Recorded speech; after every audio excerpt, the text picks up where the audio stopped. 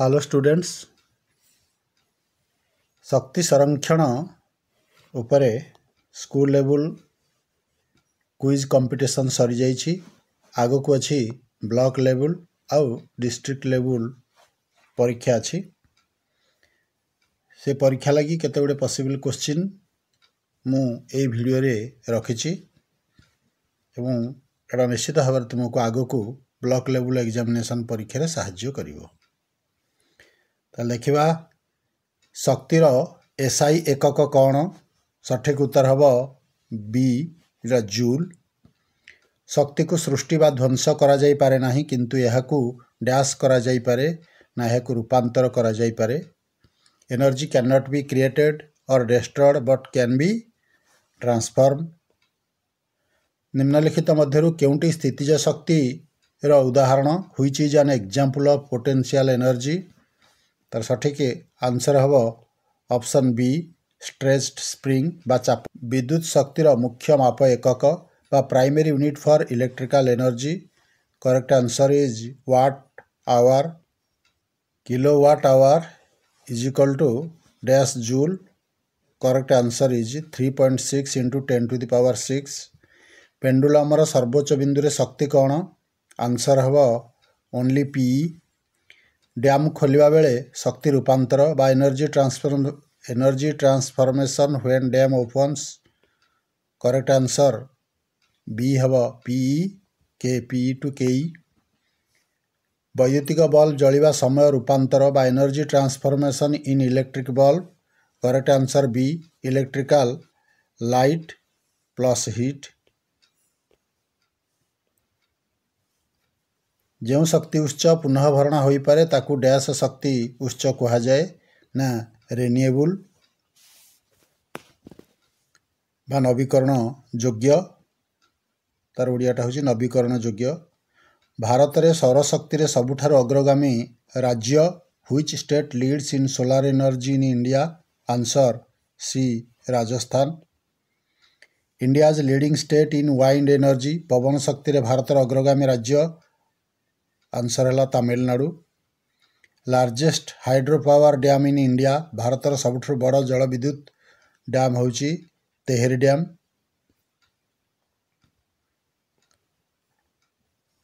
Tehri dam रो सामर्थ्य capacity of Tehri dam answer है 2400 MW।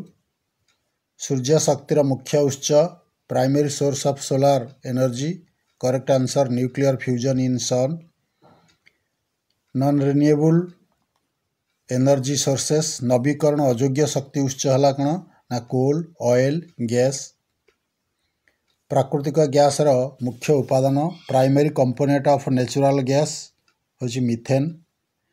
जीवाश्म ईंधन रो मुख्य अपकारिता main disadvantage of fossil fuel. Answer होची pollution and greenhouse gas. Most carbon intensive fossil fuel सबुठ अधिक कार्बन धारण करथिबा जीवाश्म ईंधन आंसर होची कोल बा कोयला। जीवाश्म दहनरु निर्गत ग्रीन हाउस गैस आंसर हम CO2 बा अंगारकाम्ल। शक्ति संरक्षण मुख्य लक्ष्य main goal of energy conservation. Correct answer हम reduce waste and increase efficiency. तारका चिन्ह एप्लायंस अर्थ कौन? Star rated appliance indicates dash. Correct answer high energy efficiency. विश्व स्तर में सबुठ अधिक शक्ति उपयोग करुवा sector consuming most energy globally. Answer industrial.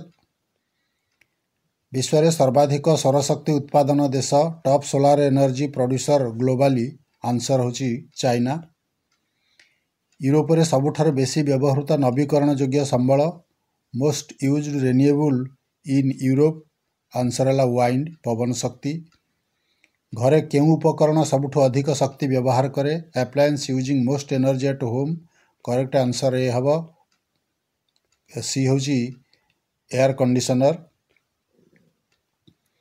ग्रामांचल रे आलोक पहुंचाइबार सर्वोत्तम उपाय कौन? Best energy for rural lighting. Correct answer होची सोलार। आधुनिक पवन टर्बाइन दक्षता आंसर होची 35 ରୁ 40%, 35 ରୁ 40%।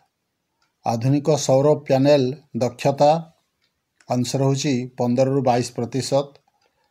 2030 सुधा विश्व सौर सामर्थ्य केते हेतिबो ना 2000 GW। शक्ति संरक्षण रे घरर लाभ home benefit from energy conservation answer होची लो इलेक्ट्रिसिटी बिल बा कम विद्युत बिल आसीबो।